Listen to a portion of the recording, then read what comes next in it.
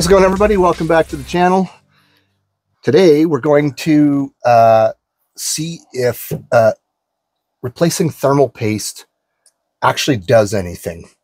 So we've got an old well, I guess it's a core. It's an original core. Pentium D.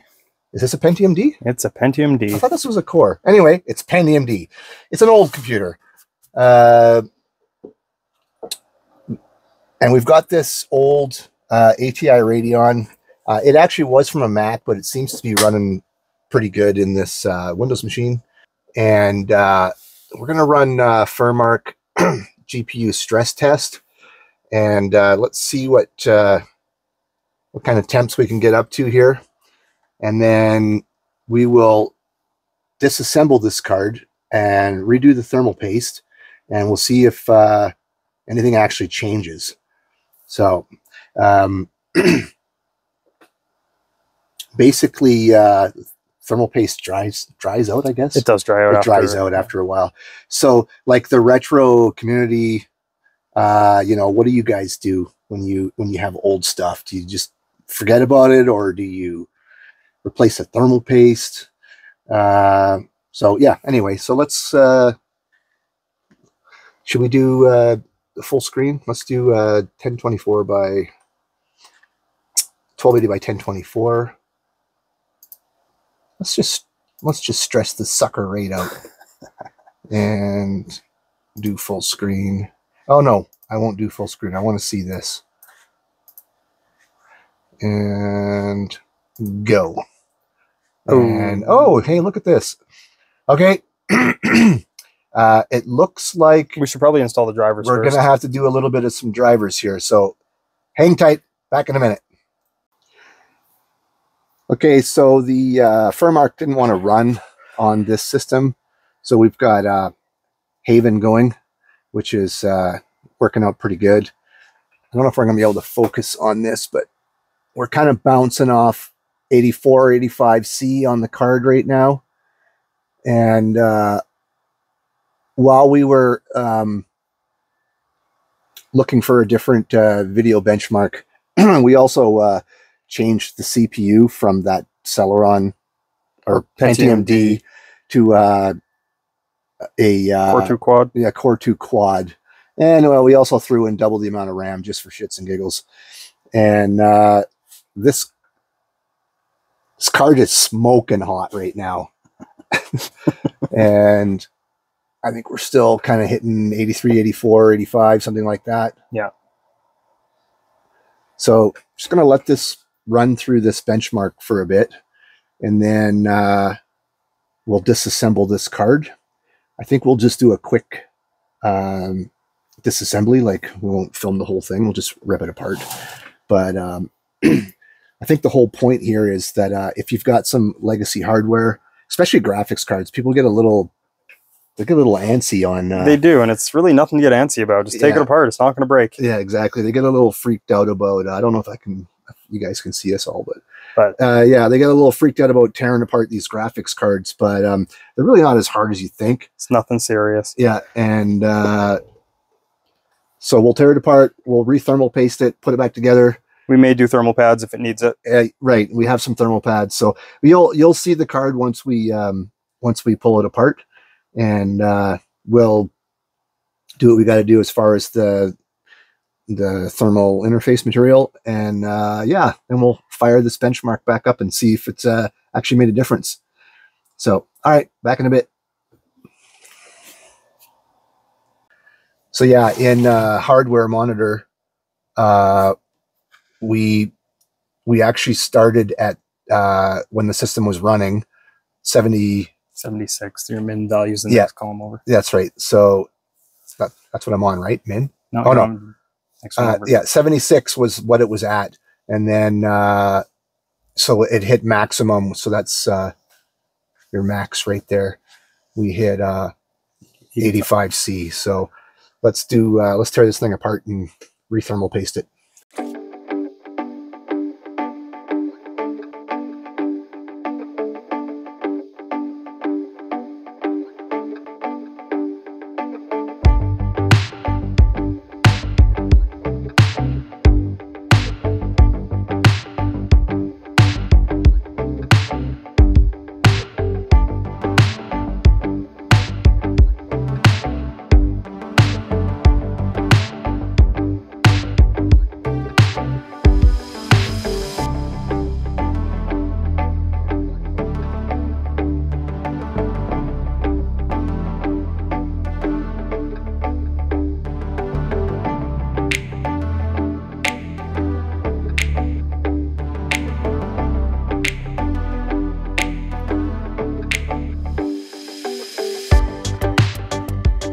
Okay, so we have the heat sink and fin stack and everything's all blown out with compressed air.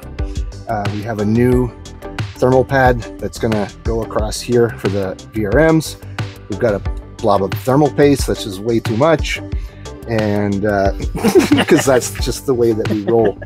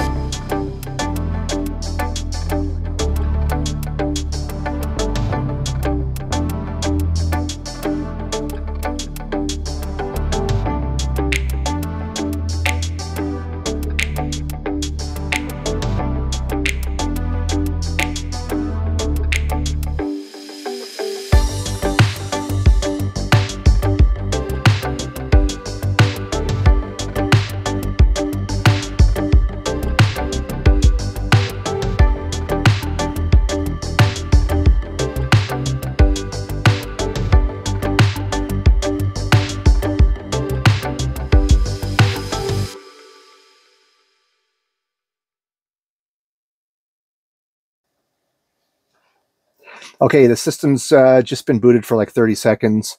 GPU is running at 42 right now, which is a good sign because it was actually a lot higher than that just right off the bat. So the scroll up here a little bit.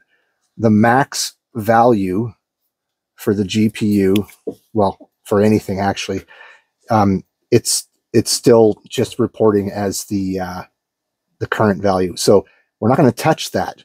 So in the background, hardware monitor is going to run, and we'll come back and we'll see what the max hits. So in the meantime, we'll fire up Haven. And let me just zoom out a little bit here. And we'll do DX9 Ultra, the whole thing, 1024, full screen. And let's run this.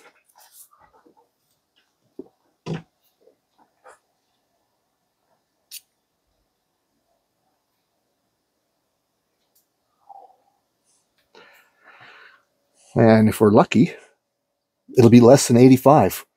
Hopefully. Should be. Okay, so up in the corner is the temps. That might be hard to read. So 54. 54. 55. We'll let it run. It takes a while to come up, but this is actually way better than we were already at 70 something. We're already at 80, like, yeah, instantaneously. Instantaneously, yeah, exactly. So the settings of Haven have not changed since the last run. So 60. We're at 60. Yeah, we were already at 83 by this point. Yeah. No problem, easily. Let's just let it run for a little bit. And I'll just call it some numbers. We're flashing 64, 65.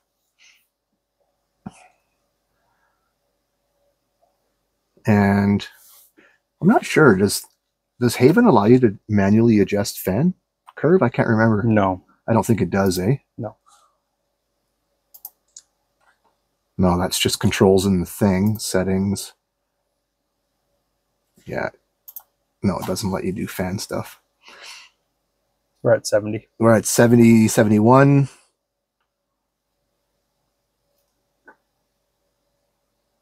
And the fan's also spinning slower than it was last time. Yeah, the fan is also spinning much slower than it was last time, exactly. So we're doing flashing 73, 74. But yeah, by this point, we were already 85. Like, we were 85 within like 10 seconds. Yeah. So. And of course, thermal paste actually... it shouldn't have a burn-in period, but it does. Yeah, it kind of sometimes has a break-in, burn-in period kind of thing where it kind of settles in.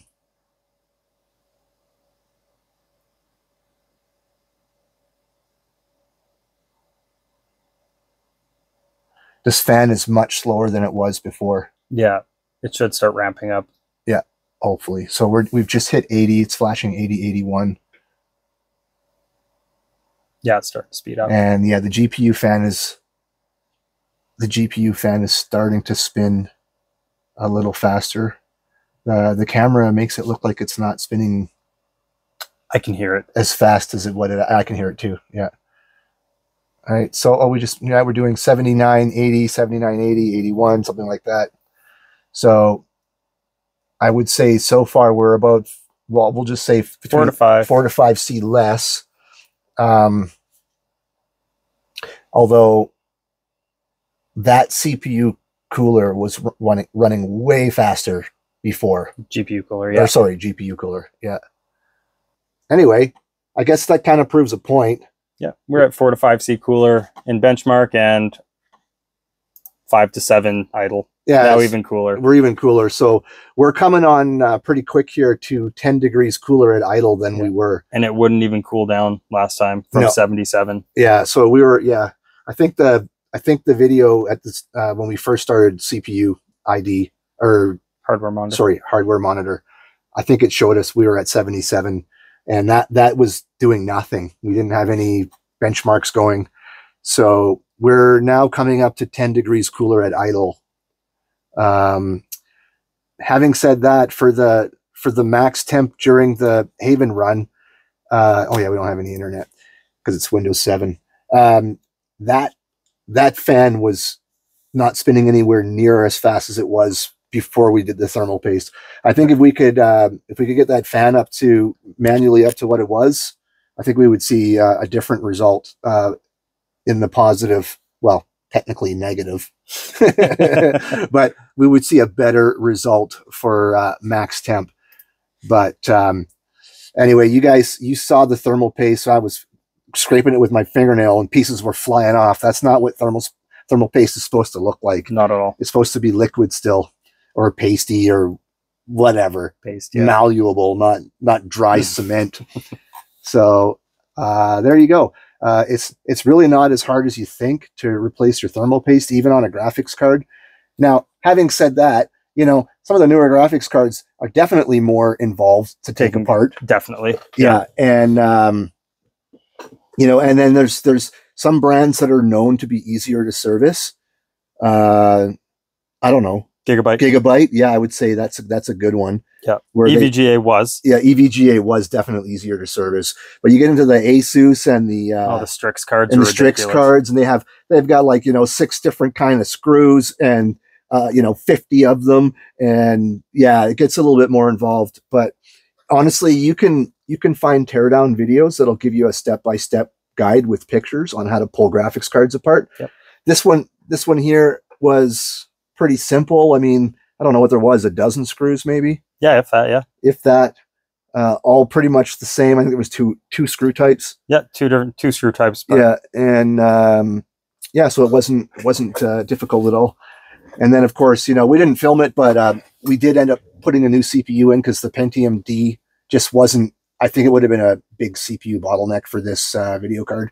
So we ended up putting in that quad core, and it was a Core 2 quad, 6600Q. I think. And then I just grabbed some RAM to double it up to 4 gigs, just because why not? It wasn't about. I mean, it has nothing to do with the temperature of the video card, obviously. But anyway, it was just for something to do, just while we were waiting. So yeah. Anyway, I think that's pretty much it. Eh? What do you think? Yeah, that's it. All right. Thanks for watching. Like and subscribe. Put your comments down below. We'll answer.